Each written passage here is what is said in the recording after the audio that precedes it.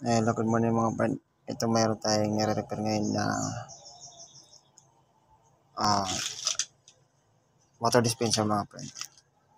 Problem ito mga friend, walang lamig tsaka walang heat. Ang heat yung mga friend, pinalitan ko siya ng heat tank. Ito siya mga friend.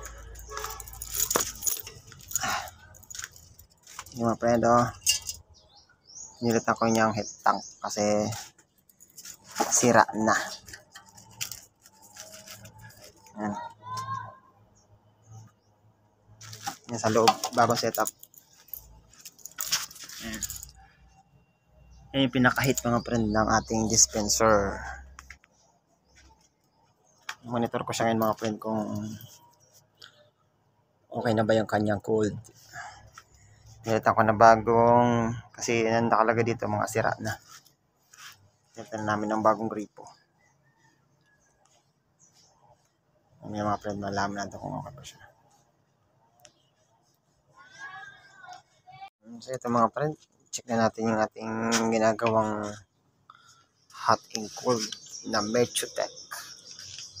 Check natin yung kanyang cold.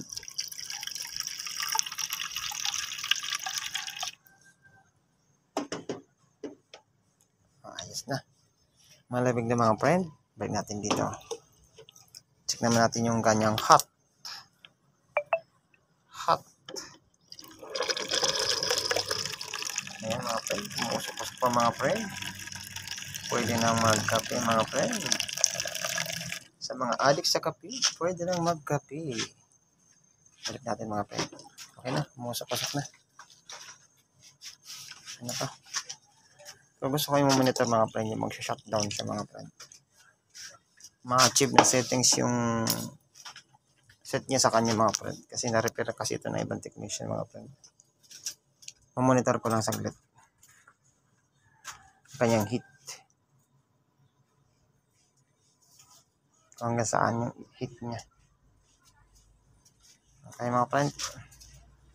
Buhay ang water dispenser. Okay na.